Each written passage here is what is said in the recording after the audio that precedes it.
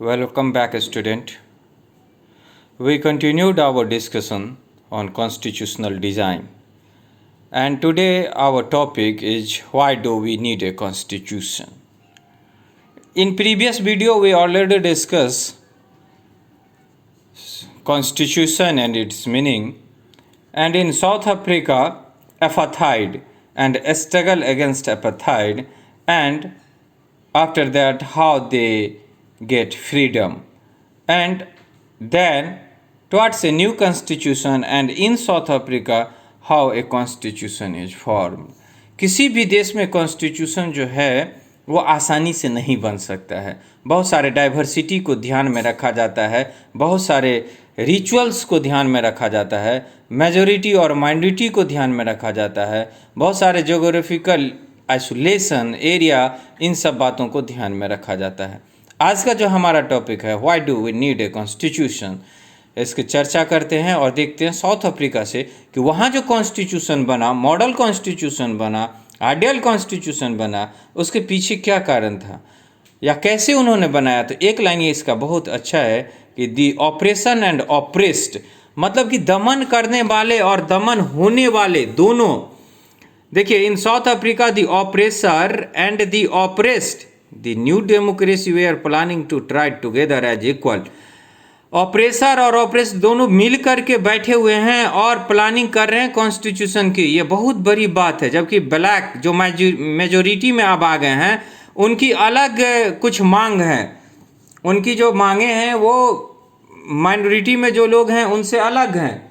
और उनका क्या मांग है? उनका मांग है यही कि वो डेमोक्रेसी में बहुमत के आधार पे शासन हो, और उसके बाद क्या है, सामाजिक और आर्थिक अधिकार उनको मिलना चाहिए। ये सब मांग उनका था। लेकिन व्हाइट माइनॉरिटी वाले क्या मांग रहे थे? व्हाइट माइनॉरिटी वाले अलग, उनका मांग था कि उनके पास संपत्ति थी, क्योंकि आप जानते हैं वो बहुत दिनों तक वहाँ शासन किए, और उसके बाद उनको जो प्रिविलेज मिल रहा था उनकी चिंता थी।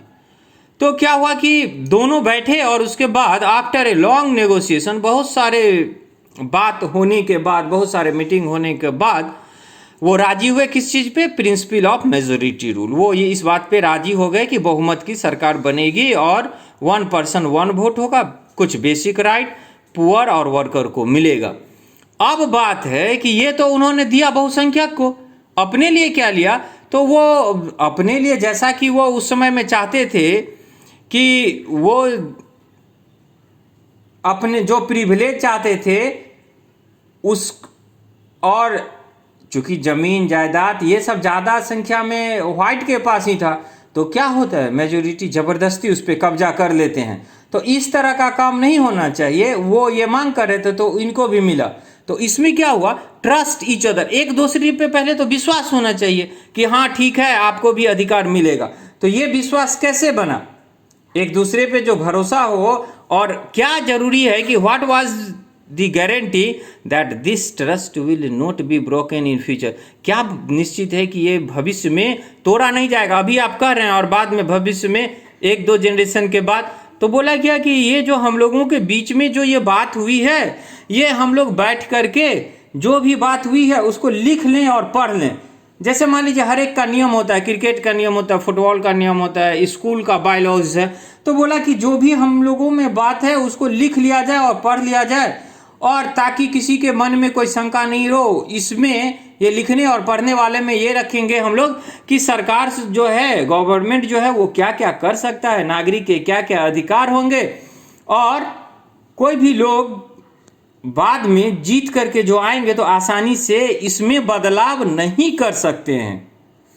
तो बोला कि ठीक है, इसको हम लोग लिख सकते हैं, और यही लिखा हुआ रूप जो होगा, रिटेन जो होगा, दैट इज कॉल्ड कॉन्स्टिट्यूशन।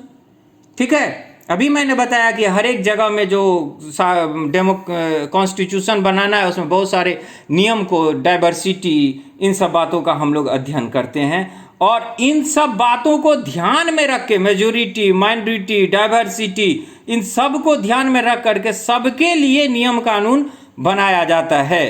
तो अब क्या कहेंगे हम लोग? A constitution a set of written rule that are accepted by all the people living together. माने ये नियम और कानून का एक लिखित मैजिक बुक होगा, और वो किसके लिए होगा? उस देश में रहने वाले सभी लोगों के बीच में होगा। ठीक है, समझ गए?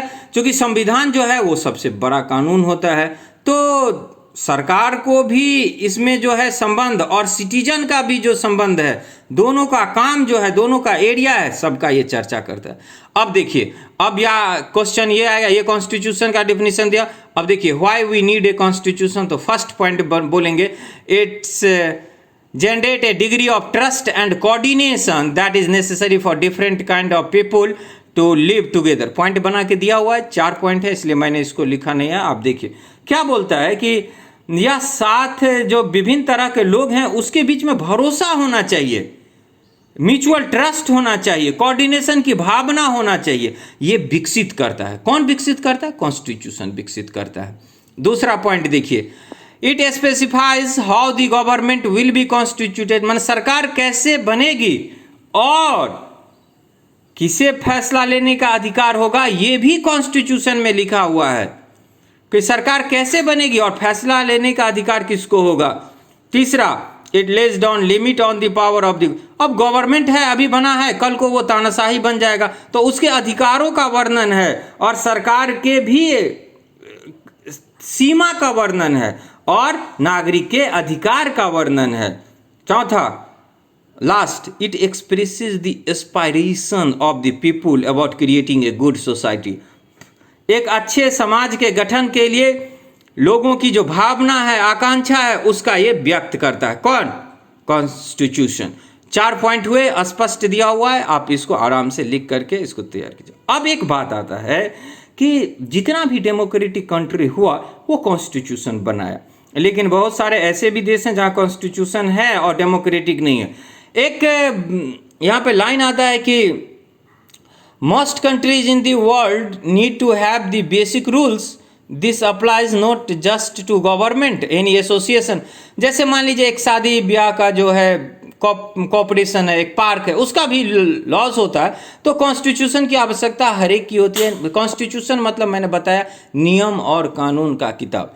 अब क्या हुआ? After the American revolution and French revolution, पहले अमेरिका फिर French revolution, democratic constitution become common. पहले क्या हुआ कि अमेरिका ने कॉन्स्टिट्यूशन को बनाया, उसके बाद फ्रांस में यह लागू हुआ, और उसके बाद एक रूल बनता चला गया कि जो भी डेमोक्रेटिक गवर्नमेंट होगा वो कॉन्स्टिट्यूशन बनाएगा। और अभी आप देखे होंगे तो इस तरह से ये साउथ अफ्रीका आज़ाद हुआ, उसके बाद वो डेमोक्रेसी को चुना, कॉन्स्टिट्यूशन बनाएगा। 4 पॉइंट्स आपके, why do we need a constitution. ये डायरेक्ट क्वेश्चन आपका क्या बना? व्हाट इज कॉन्स्टिट्यूशन, या define the term constitution and why we need a constitution, ये डायरेक्ट रहा। Okay, in next video we discuss about making of the Indian constitution, India के constitution के बारे में पढ़ेंगे। Okay, thank you very much.